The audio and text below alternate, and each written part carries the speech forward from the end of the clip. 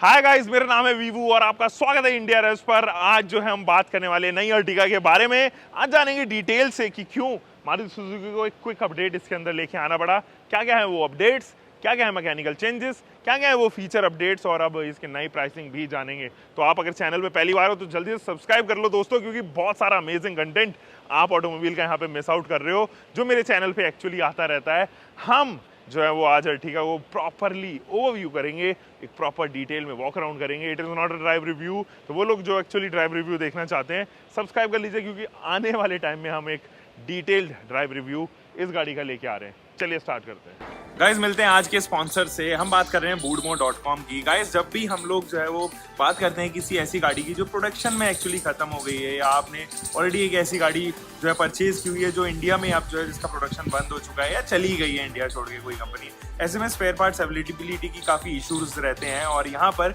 Boodmo.com is one such organisation जो आपके spare parts availability को कभी ख़त्म नहीं होने देगी। तो जब भी आपको लगे कि आपका कोई पार्ट जो है वो मिसिंग है, आप बिल्कुल ऑनलाइन जाइए, Boodmo.com को साइन इन कीजिए, अपने मैन्युफैक्चरर और अपने प्रोडक्ट को यहाँ पर सेलेक्ट कीजिए और स्ट्रेट अवे वो आपको अलाइन कर देगा जो भी स्पेयर पार्ट आपको यहाँ पर खरीदना है। काफ़ी इजी स्टेप है, आप चेक कर सकते हैं। लिंक नीचे डिस्क्रिप्शन में लिंक दिया गया है।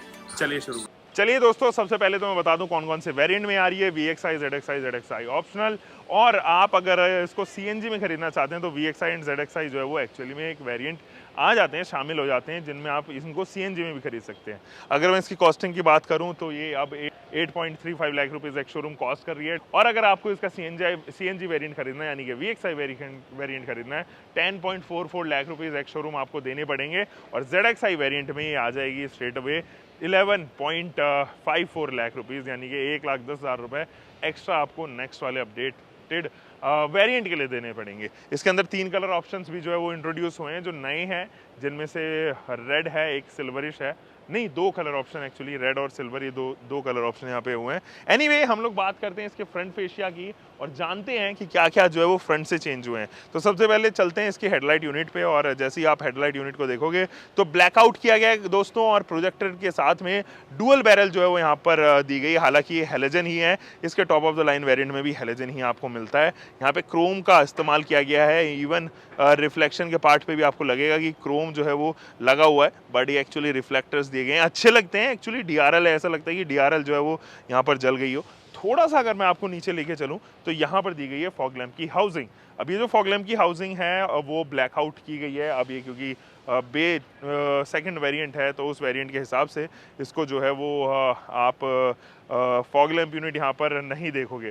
थोड़ा सा अगर मैं और ग्रिल की तरफ लेके चलूँ तो आपको नज़र आएगा कि ये जो ग्रिल है वो अपडेट हो गई है काफ़ी, और अब जो है वो ओवरऑल क्रोम फिनिश आने की वजह से अब ज़्यादा बेहतर हो गई है। क्रोम का पार्ट एक्स्ट्रा हो जाने की वजह से जो है वो ज़्यादा अच्छी लगती है। ऐसा नहीं है कि चंकी लग रही है, बहुत ज़्यादा क्रोम कर दिया गया है, ऐसा नहीं है। आंखों को ऐसा चुभ नहीं रहा, ठीक लग रहा है। और नीचे अगर आप चलेंगे तो यहाँ पर भी जो है वो ब्लैकआउट किया गया है इस वाले सेक्शन को।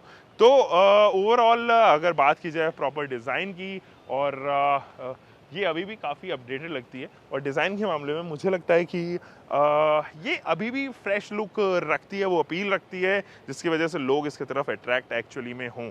स्ट्रेट अवे आपको जो है वो इसके इंजन बे में लेके चलता हूँ, और यहाँ से मैं करता हूँ इसके इंजन बे को एक्सेस पहले तो, और फिर आपको दिखाता हूँ कि कैसे जो है वो कौन सा जो है वो इंजन यहाँ पे आया है। अब दोस्तों, अगर आप ध्यान से देखेंगे तो ये इंजन तो वही है, 1.5 लीटर का K सीरीज इंजन, और ये dual jet and dual VVT जो है वो अब टेक्नोलॉजी के साथ में आया, जिसकी वजह से इसका माइलेज अब इम्प्रूव हो गया दोस्तों।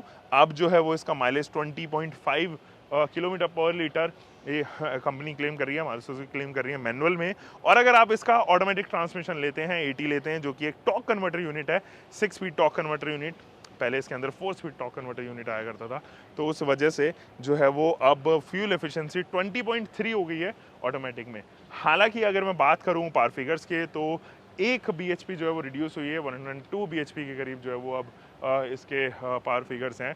टॉर्क फिगर्स की अगर हम बात करें तो 137 न्यूटन मीटर का टॉर्क है। It almost remain same, 1 millimetre के आसपास का जो है वो केवल फ़र्क नज़र आएगा। गाइस अब फ्यूल एफिशिएंसी में क्यों इम्प्रूवमेंट आई है, क्योंकि अगर हम बात करें इसके पुराने वाले इंजन से तो उसमें जो है वो आपको नज़र आएगा कि 17.99 किलोमीटर पर लीटर का जो है वो माइलेज क्लेम करती थी ये 80 पे, और तकरीबन 19 के आसपास जो है वो क्लेम करती थी मैनुअल ट्रांसमिशन में। तो नो डाउट फ्यूल एफिशिएंसी बढ़ी है, क्योंकि अब dual VVT and dual jet engine ये हो गया है दोस्तों। चलिए दोस्तों चलते हैं इसके रियर प्रोफाइल में, और वहाँ पर अगर आप देखेंगे तो ये वॉल्वो स्टाइल जो है वो आपको यहाँ पर टेल लैंप देखने को नज़र आएगी। हालांकि इनमें अगर आप ध्यान से देखें तो एलईडीज़ का इस्तेमाल किया गया है ब्रेक लाइट्स पे, and turn indicator and reverse light जो है वो यहाँ पर ऑफर की गई है। ये VXI वेरिएंट है दोस्तों, तो उस वजह से यहाँ पर कोई भी डिफॉगर यूनिट जो है वो नहीं दी गई है, ना कि कोई वाइपर सेट जो है वो यहाँ पे दिया गया है।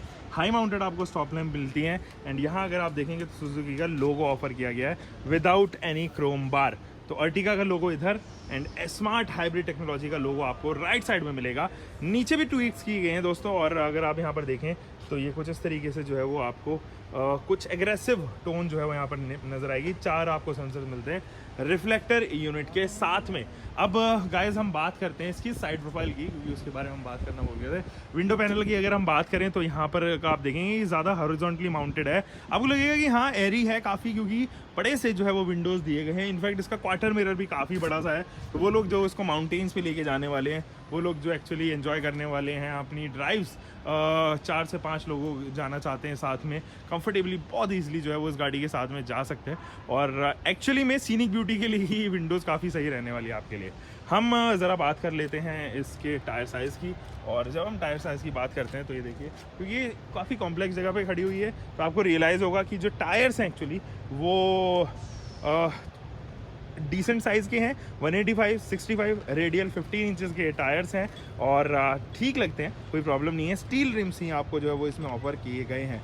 अगर इधर चलें तो आपको जो है वो यहाँ पर टर्न इंडिकेटर देखने को नज़र आएगा, और ये जो टर्न इंडिकेटर है वो ये ORVM के अंदर माउंटेड है। VXI वेरिएंट में ये जो टर्न इंडिकेटर है वो एक्चुअली बॉडी कलर्ड ही टर्न इंडिकेटर ऑफर किया गया है। तो चलिए बूट से एक्सेस करते हैं इसकी, और जानते हैं कि बूट कितनी है।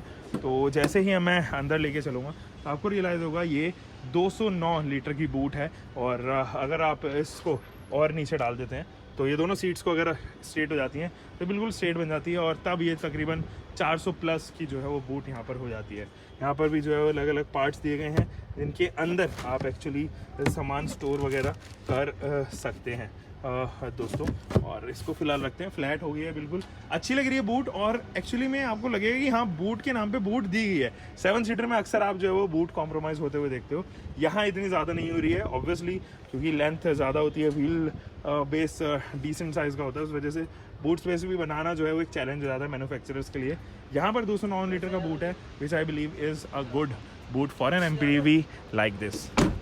दोस्तों अब बात कर लेते हैं विंडो पैनल की। तो जब आप विंडो पैनल को देखोगे तो यहाँ पे इलेक्ट्रॉनिक एडजस्टमेंट्स दिए गए हैं, और साथ ही साथ यहाँ पर जो है वो क्रोम हैंडल बार दिया गया है, या फिर डोर ओपनर एक्चुअली दिया गया है। बाकी जो है वो काफ़ी बेसिक है, प्लेन है ज़्यादातर, जो है वो कुछ ज़्यादा ऐसा आउट ऑफ द बॉक्स जो है वो यहाँ पे ट्रीटमेंट नहीं मिलेगी। बेज कलर के इंटीरियर्स के साथ में ही आपको यहाँ पर सारी चीज़ें जो है वो मिलने वाली है। और अच्छी बात यह है कि इलेक्ट्रॉनिक एडजस्टेबल आपको ORVM दे दिया गया है। विंडो में के नीचे वाले लिप पर जो है वो आपको बॉटल होल्डर मिलेगी। दरवाज़ा फिलहाल बंद कर लेते हैं और जानते हैं दोस्तों कि किस तरीके का स्टीयरिंग मिलता है। तो ये जो स्टीयरिंग है भाई, ये तो लेफ्ट साइड में जो है वो स्टीयरिंग माउंटेड कंट्रोल से साथ में आता है। राइट साइड में ज़रूर जो है वो आपको लगेगा कि हाँ यार ब्लैंक सा दिया गया, थोड़ा सा ऑड ज़रूर जो ये लग सकता है। बाकी थंब कंटूर्स की बात की जाए, या फिर आप यहाँ पे कॉल पिकअप एंड ड्रॉप, और साथ ही साथ आप अगर यहाँ पे बात करें ब्लूटूथ की, तो ये तीनों ही ऑप्शन यहाँ पे मिलते हैं। ये स्टीयरिंग जो है वो पहले लेदर टच के साथ में भी आया करता था, बट अब यहाँ से जो है वो रिमूव कर दिया गया है। और मजे की बात यह है कि वही स्टीयरिंग है फ्लैट बॉटम, जो अक्सर मारुति सुजुकी बलिनो में यूज़ कर रही है, अब तो अपग्रेडेड बलिनो में भी आ गया है, स्विफ्ट में ये आया है, अर्टिगा में यूज़ करती थी, और डिज़ायर में भी यूज़ करती है। तो अब ज़रा बात कर लेते हैं इस चाबी के बारे में। तो ये तो दोस्तों चाबी है, ये लॉक और अनलॉक के साथ में आती है। तो जैसे ही आप इसको यहाँ पर लगाओगे तो आपको रियलाइज़ होगा कि कुछ इस तरीके का जो है वो इंस्ट्रूमेंट क्लस्टर आपका देखने वाला है। कलरफुल हो गया पहले से, अच्छा भी लग रहा है। लेफ्ट साइड में जो है वो आपको टेकोमीटर की रीडिंग्स दिखाई देगी, और साथ ही साथ टेम्परेचर गॉज। राइट साइड में आपको जो है वो स्पीडोमीटर देखने को नजर आएगा, और फ्यूल गॉज का मीटर। अब ये कलरफुल है, ब्लूइश ट्रीटमेंट दी गई है, क्योंकि ये स्मार्ट हाइब्रिड टेक्नोलॉजी के साथ में आ रही है। यहाँ से आप कंट्रोल करोगे तो आपको रियलाइज होगा कि ये देखिए टॉक पावर बैंडविड्थ, यहाँ पे SHVS, और यहाँ पर जो है वो आपको मिलेगा एवरेज फ्यूल एफिशिएंसी, यहाँ पे इंस्टेंट, और यहाँ पे जो है वो ड्राइविंग टाइम, और इधर जो है वो आइडल स्टार्ट स्टॉप का टाइम है, और यहाँ पर क्लॉक और डेट्स वगैरह जो है मेंशन्ड है। बाय द वे कुछ इस तरीके का जो इसका हॉर्न देखने को नजर आएगा। ये रिंग देख रहे हो सिल्वरिश ट्रीटमेंट के साथ में, इसके बीच में सुजुकी का लोगो दिया गया है।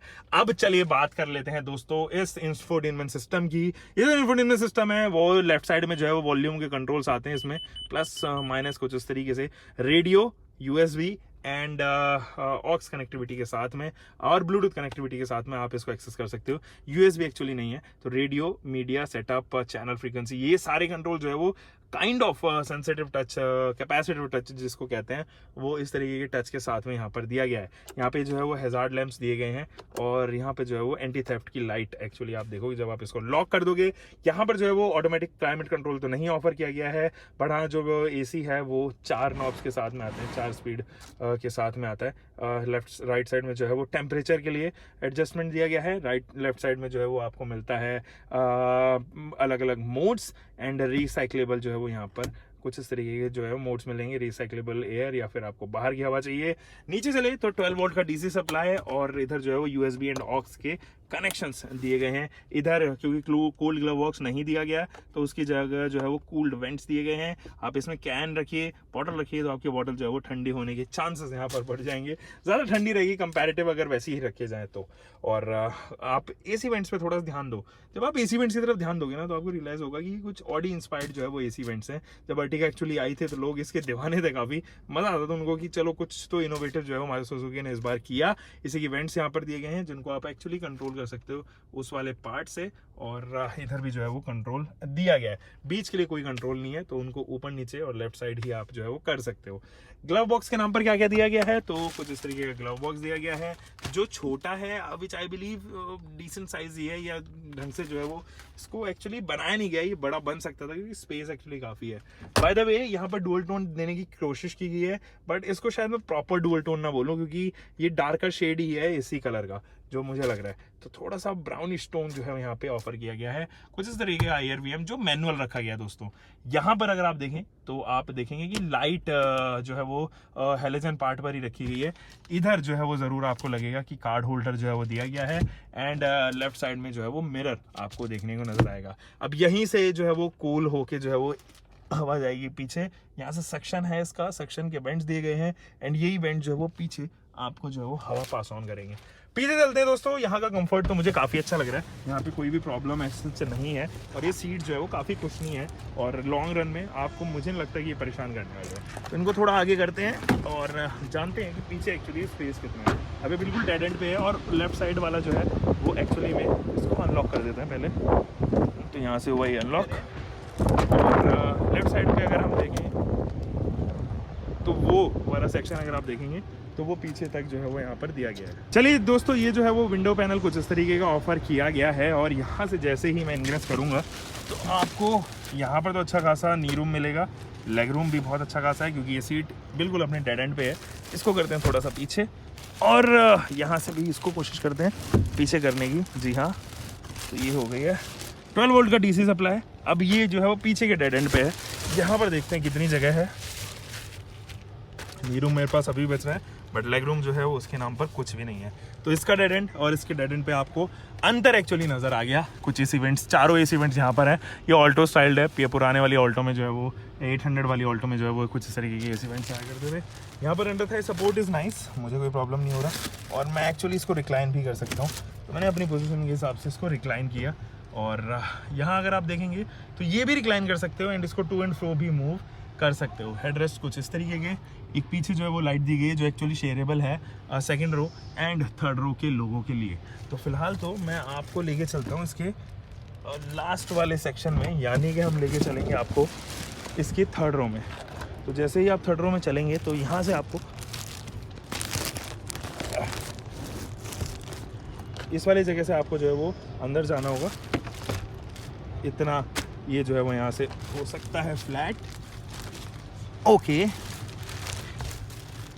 तो दोस्तों नी रूम कुछ नहीं है, लेग रूम ऑलमोस्ट किल है। अंडर थाई सपोर्ट के नाम पर भी कुछ ज़्यादा स्पेस एक्चुअली में नहीं है। और एक्चुअली आप इसको रिक्लाइन कर सकते हो, क्योंकि इसके पीछे जो थ्रेड दिया गया है, रोप दी गई है एक, उसको खींचे और ये जो है वो रिक्लाइन आपके हिसाब से हो जाएगा। बट हाँ, उस वे में जो है वो बूट स्पेस ज़रूर कॉम्प्रोमाइज़ होती हुई नज़र आएगी। यहाँ पर एक जो है वो कप होल्डर दिया गया है एंड ग्रैब हैंडल दिया गया है, दैट्स इट। सो दोस्तों, ये तो था एक क्विक अपडेट। और आप जानते हैं कि अब अर्टिगा जो है वो और कॉम्पिटिटिव हो गई, क्योंकि इसके सेगमेंट में और भी गाड़ियाँ आती हैं। ट्राइबर एक्चुअली आती है, बट वो वैल्यू फॉर मनी प्रोपोजिशन में आती है, छोटे इंजन के साथ में।